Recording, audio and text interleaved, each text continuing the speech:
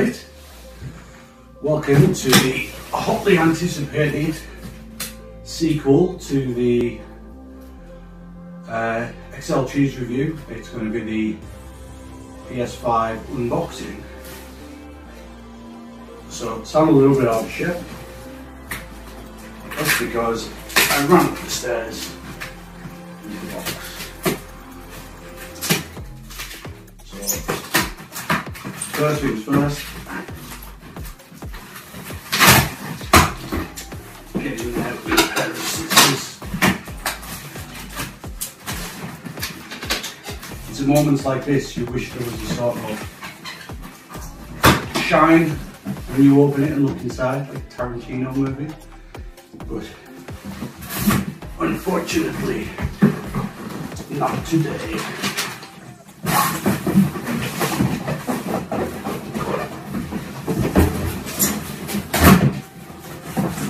So, discard the cardboard. We've got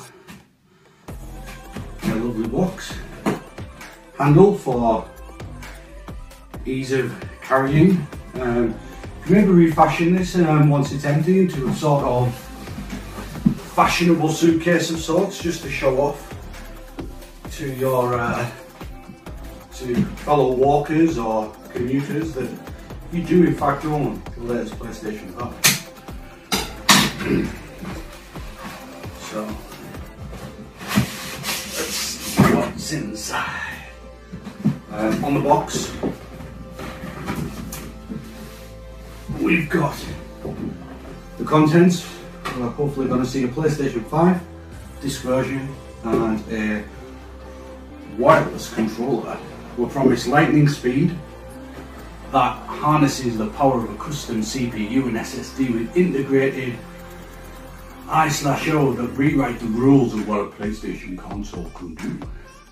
Breathtaking immersion and stunning games that we will marvel at.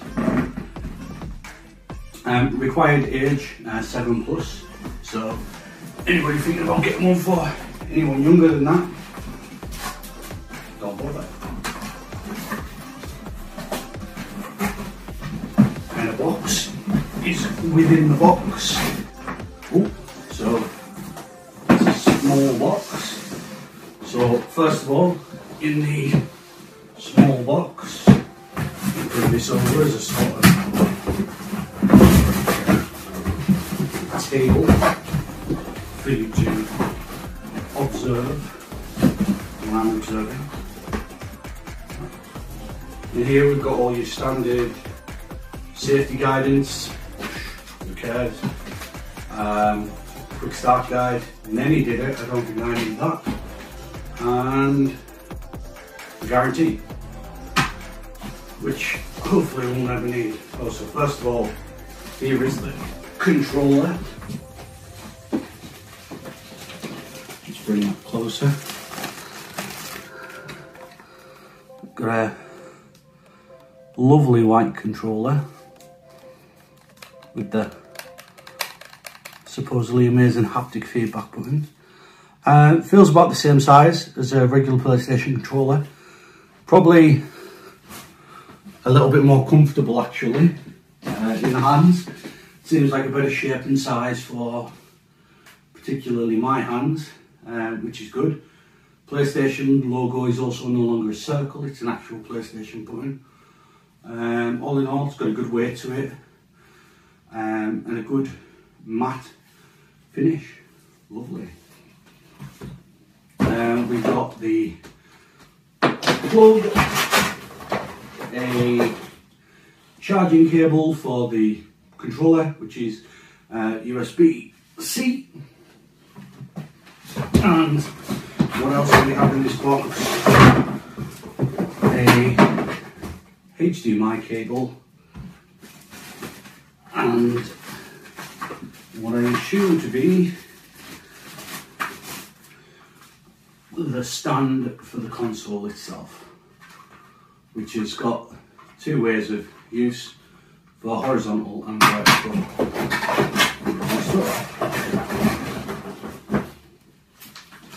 Let's get those back in there.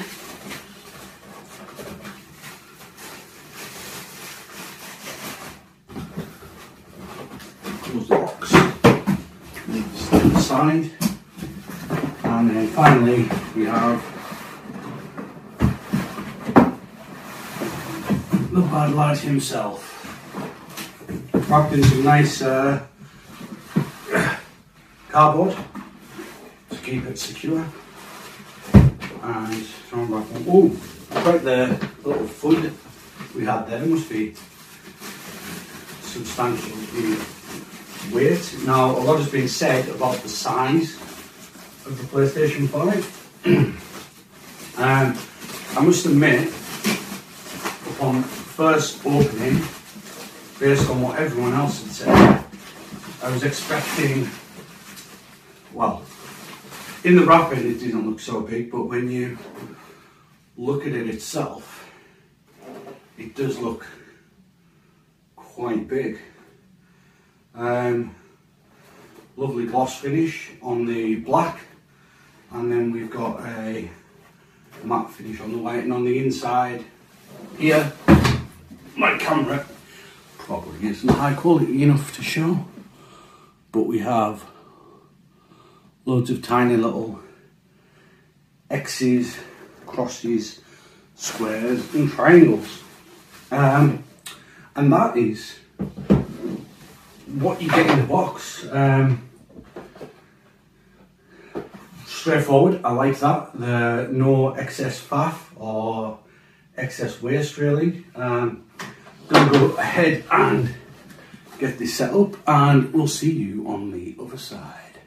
So just before we got everything set up, just a quick glimpse of the back of the PlayStation. We've got the input for the mains adapter, HDMI input, Ethernet cable, and two USB ports as well.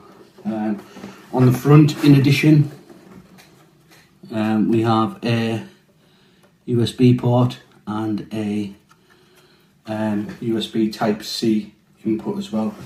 Down at the bottom here, we have a on button and an eject button. I imagine the eject button is missing from the digital only versions.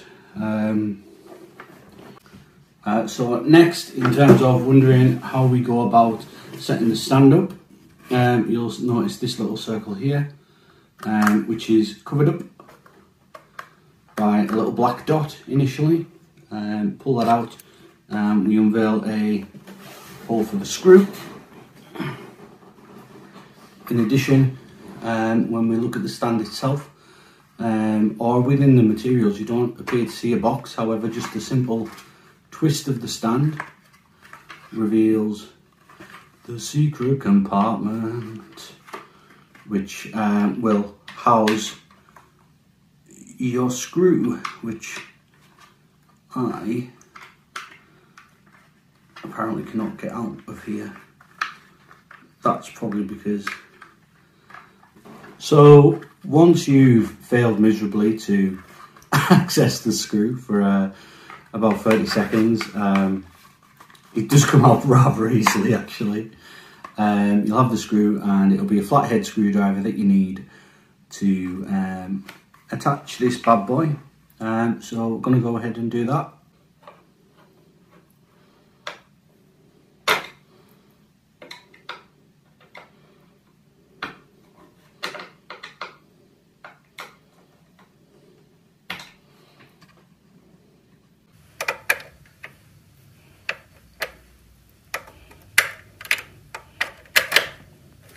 USBs. So turning the PlayStation on.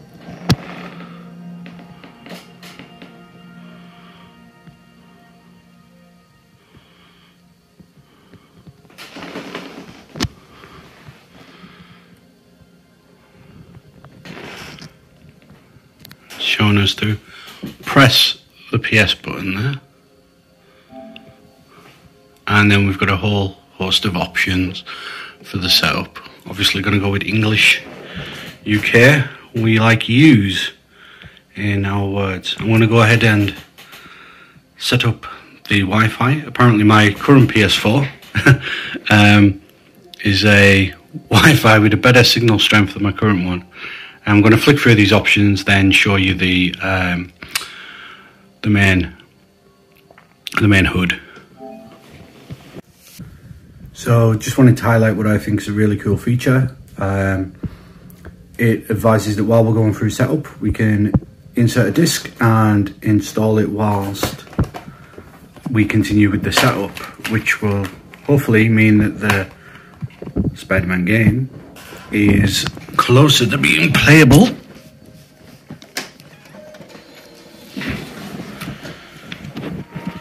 Once we're finished with the setup. So slid it in there. Apparently I put it in the right way first time. I'm not sure what the right way is. Hoping it doesn't spit it out, but it's making some sounds. So let's carry on with the setup. So just wanted to highlight what I think is a really cool feature. So here you can choose your power options for rest mode, low power use. Basically just has the console on rest mode. Doesn't apply updates, doesn't download, doesn't charge controllers. The low power, the optimized experience, applies the latest updates, make sure you can save your game, and turns on remotely when you connect using the PlayStation app. Charges controllers. That's much more in line with the current PS4. Then obviously you've got a custom option, which is cool for people who really want to do a deep dive into that sort of thing. I'm going to choose the optimized experience to keep it in line, as I said, with the PS4. We've got a license agreement. Does anyone ever read those things?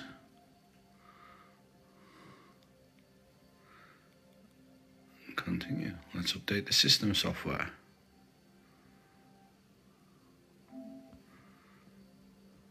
See you in 6 minutes.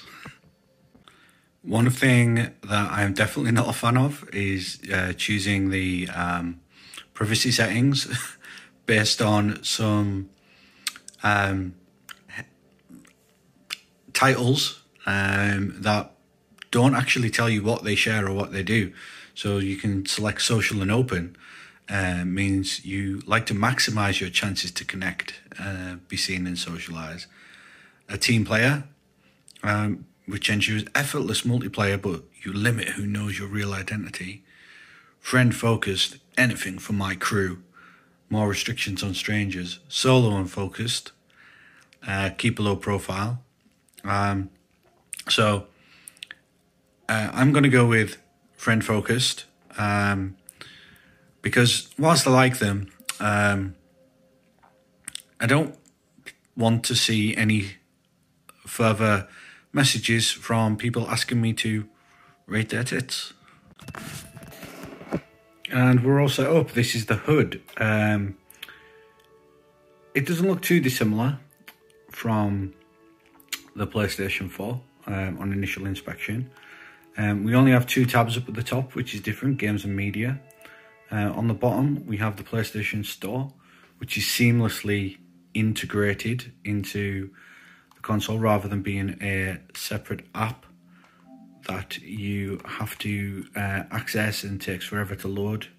You can see here what's hot, bug snacks, oh yeah, that's hot, and coming soon. All those good things that you want on the PlayStation Store. Astro's Playroom, this is where your games will be, I would imagine. There's only Astro's Playroom currently installed, although Spider-Man should be on its way, as we inserted the disc earlier. PlayStation Plus, you've got easy access to the PlayStation Plus collection, the PS5 monthly game, the PS4 monthly game Shadow of War and Hollow Knight are right there as well as a tab for exclusive discounts. Hollow Knight, highly recommended. Finished it last night. Currently 99% complete. Absolutely fantastic, great game. PlayStation Now, we have your media gallery, the share factory, remote play to connect and control another PS5 or PS4. Oh, what's up, Spider-Man? 2 seconds. and we're all set up. This is the HUD. So yeah, as it turns out, my worries earlier on were confirmed. I did put the disc in the wrong way around. Those are the drawbacks of, I guess, using the horizontal version of the PlayStation. The disc seems fine, and Miles Morales is currently going. We've also got a search key at the top, a settings tab, and a tab for all of the user stuff. In there, set to online, you've got a profile, switch user. We've got our settings, which very similar to the original, well, to the PlayStation 4. We go to media. It suddenly becomes a media device, which is absolutely fantastic. I'll have to log into all of those later. When we press the PlayStation button, we've got some news stories from our new games. We've got recent apps that we can switch between. We've got any notifications that we've got. Malcolm invited me to play Fall Guys on the 4th of November there, as you can see. We've got our friends. This is where you'll be able to find your groups and join parties. We can see Dale's currently in a party. Ronan still scabbing it on the PlayStation 4, unlucky son. Then we've got music, downloads and uploads, sound options, mic options, accessories, our profile again, and the power. And that's all within the PlayStation button itself. I must say, while we're looking at the controller, going through the setup, that the use of the D-pad been really good. Felt really nice in the hand, a lot better than the PlayStation 4. The share button is now the button, and the options button is your standard 3 lines that you see on a lot of apps these days, replacing the word options. But yeah. So that was a very uncharismatic and shockingly awful attempt at unboxing the PlayStation, which included not being able to remove a simple screw and putting a disc in the wrong way around. Just Jackson things. Thanks for watching. Hit like, hit subscribe, all my free subscribers. I love you all equally, but there's always room in my heart for a 4th. Thanks. Hope you enjoyed. See you again.